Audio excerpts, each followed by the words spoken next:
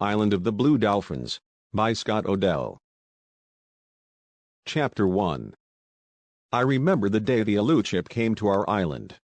At first it seemed like a small shell afloat on the sea. Then it grew larger and was a gull with folded wings. At last in the rising sun it became what it really was, a red ship with 2 red sails. My brother and I had gone to the head of a canyon that winds down to a little harbor which is called Coral Cove. We had gone to gather roots that grow there in the spring. My brother Ramo was only a little boy half my age, which was 12. He was small for one who had lived so many suns and moons, but quick as a cricket. Also foolish as a cricket when he was excited. For this reason and because I wanted him to help me gather roots and not go running off, I said nothing about the shell I saw or the gull with folded wings. I went on digging in the brush with my pointed stick as though nothing at all were happening on the sea. Even when I knew for sure that the gull was a ship with 2 red sails. But Ramo's eyes missed little in the world. They were black like a lizard's and very large and, like the eyes of a lizard, could sometimes look sleepy. This was the time when they saw the most. This was the way they looked now. They were half closed, like those of a lizard lying on a rock about to hick out its tongue to catch a fly. The sea is smooth, Ramo said. It is a flat stone without any scratches. My brother liked to pretend that one thing was The sea is not a stone without scratches, I said. It is water and no waves. To me it is a blue stone, he said. And far away on the edge of it is a small cloud which sits on the stone. Clouds do not sit on stones.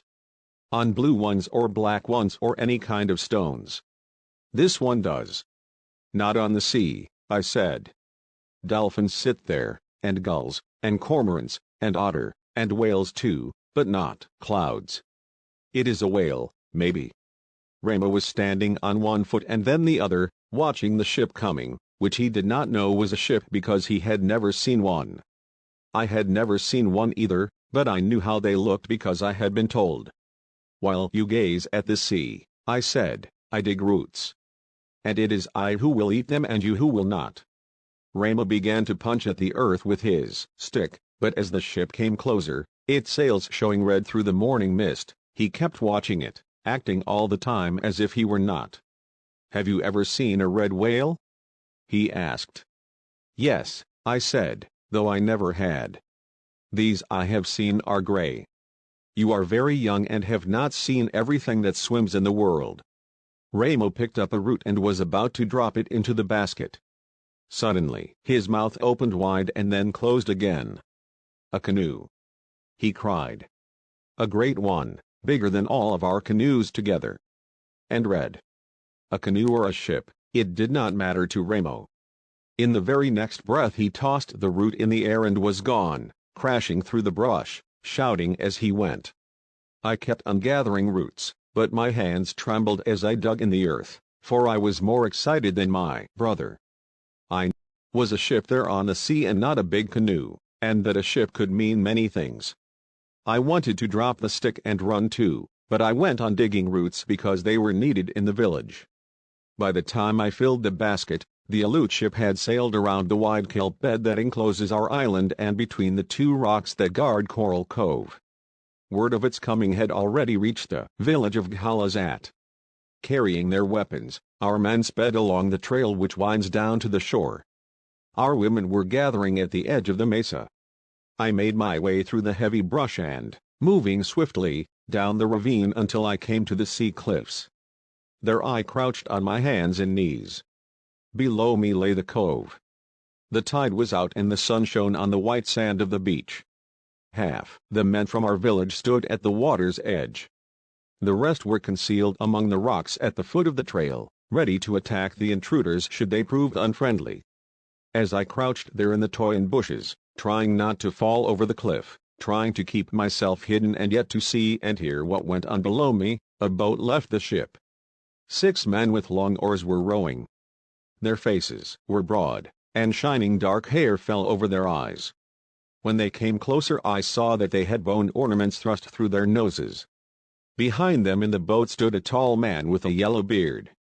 I had never seen a Russian before, But my father had told me about them, and I wondered, seeing the way he stood with his feet set apart and his fists on his hips and looked at the little harbor as though it already belonged to him, if he were one of those men from the north whom our people feared.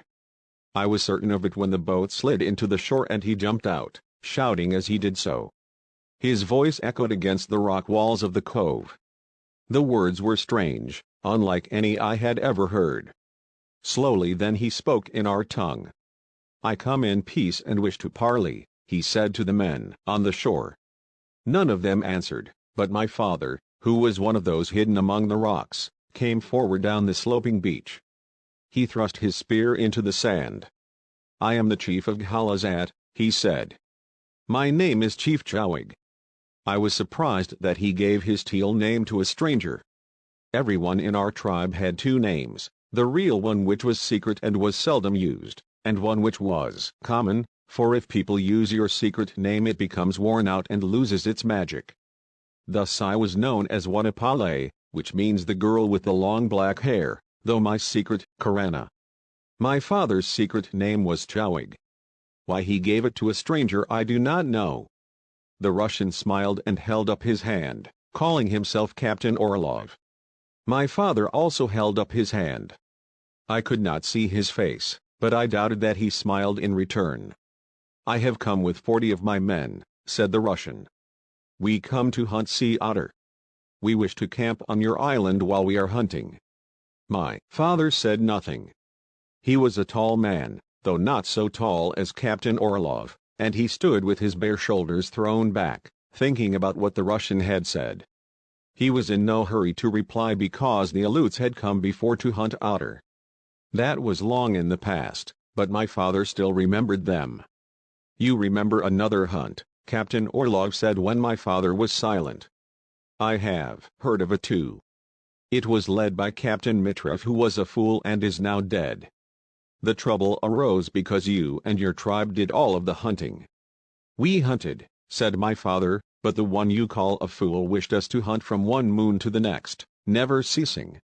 "This time you will need to do nothing," Captain Orlov said. "My men will hunt and we will divide the catch. 1 part for you, to be paid in goods, and 2 parts for us." "The parts must be equal," my father said. Captain Orlov gazed off towards the sea. "We can talk of that later when my supplies are safe ashore," he replied. The morning was fair with little wind, yet it was the season of the year when storms could be looked for, so I understood why the Russian wished to move on to our island. "It is better to agree now," said my father. Captain Orlov took 2 long steps away from my father, then turned and faced him. "1 part to you is fair since the work is ours and ours the risk." My father shook his head. The Russian grasped his beard. "Since the sea is not yours, why do I have to give you any part?"